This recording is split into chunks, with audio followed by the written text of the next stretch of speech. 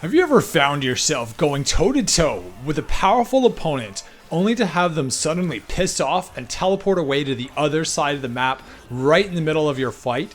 Naturally, your next move is to do, as Vergil does, your insanely versatile, borderline broken ability air trick, which conveniently teleports you directly to the enemy virtually instantaneously. Except instead of catapulting you back into the fray where you can continue your assault, you find yourself standing there firing Mirage Blades into the void and looking like a complete dumbass. Yeah man, me neither. Truth be told, Vergil's air trick is one of the most powerful abilities in the game simply because it allows Vergil to cross incredibly vast distances at incredible speeds, and even allows the player to traverse an entire battlefield, jumping from enemy to enemy at will with basically little to no resources required. As powerful as it is, however, it does have one glaring weakness. In order to harness this ultimate power and use it to its full potential, you must have an embedded Mirage Sword. And the only problem is that the actual range of the Mirage Swords is, well, shit. I mean, look at this crap. I guess when you consider how powerful Vergil is in virtually every other element of his gameplay, I guess it makes sense that he has some weakness, but come on man, this is just pathetic. Now this assumes, of course, that you're not playing on PC and utilizing the cheat engine, because if so, it's actually possible to sidestep the entire embedded sword requirement altogether and instantly air trick anywhere at any time, regardless of how far away the opponent is. Yep, all you need to do is check a box and air trick becomes all the more broken. God, I love playing on PC. But I digress, because regardless of what version of the game you're playing, it definitely pays to know the options at your disposal. Whether the enemy's too far away for an embedded sword and you need to close the distance as quickly as possible, or perhaps facing an enemy with a shield that protects it from range attacks. Hell, even if you're trying to move through the intermediary areas between fights as quickly as possible, Vergil has a myriad of options at his disposal depending on the situation. So Broly, you psychedelic fiend, I hear you say, what are these options that you speak of? Well, say less, squad.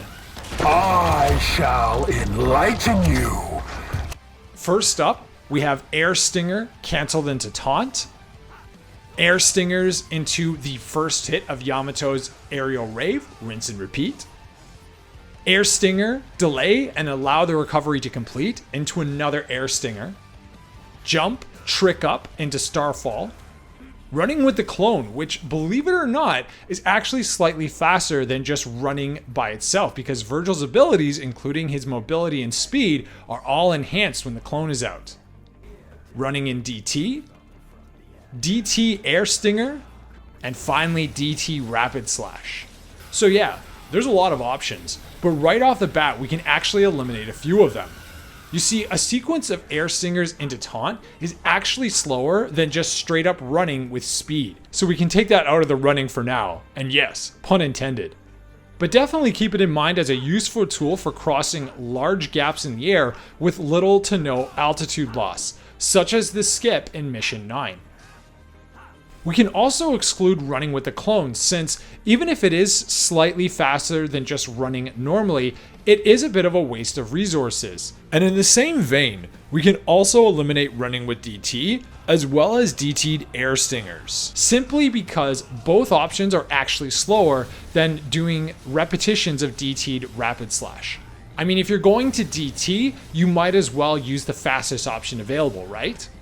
And yes, in case you were wondering, I did try doing consecutive sequences of Trick Down, which, while an amazing tool to cross vast distances when there's an enemy present, effectively stepping backwards extremely quickly, in an area without any enemies, it's actually kind of useless because Vergil doesn't move backwards in a straight line. He kind of moves around like a drunken, disorderly person and just kind of seems to go in random directions, at least for me.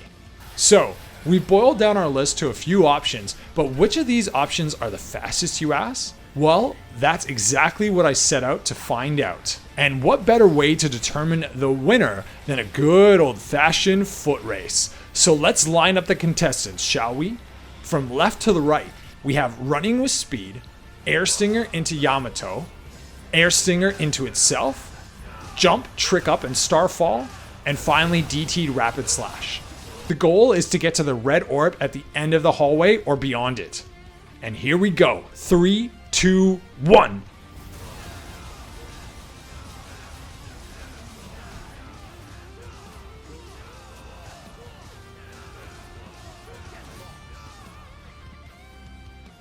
And the winner by a landslide is DT'd Rapid Slash. Shocking, I know. But interestingly enough, we basically have a two-way tie between a sequence of Air Stingers and Trick Up into Starfall. Personally, between the two options, I do prefer Air Stinger since it's a bit more elegant due to a slightly higher level of execution. And if you've seen any of my no damage mission playthroughs, you've no doubt seen me use this move as a basic mobility tool in the intermediate areas between fights. Not unlike how back in the DMC3 days, you used to combine sequences of Rebellion's Stinger and Beowulf's Straight, since they were faster mobility options than straight up running. Now, there are definitely situations where Starfall is going to be the superior option, especially if there are enemies around. But whatever option you go for, either one is a great addition to your toolkit. Now, one last thing to note for those who are hooked on Air Stinger like me. If you're so inclined, you can even mix in a single hit of Yamato's Aerial Rave to change directions mid-air in order to get around corners. Or if you're playing on PC and using bufferless reversals, you can actually alter an Aerial Stinger's direction at will, if you have the execution that is. Ironically, the sheer versatility and mobility boost of reversal moves like Air Stinger or even Dante's rockback move with Cerberus makes it all the more tragic that Capcom deemed reversal techniques as unintended glitches and removed them from the game. In the right hands, reversals can be used to literally run circles around an enemy or close distance in new and creative ways, and can be used quite creatively in combos. Honestly, Capcom, what the fuck were you thinking? Anyway, that pretty much covers it for this video. As always, thank you very much for watching, stay awesome you fiends, and I'll see you in the next video. Peace.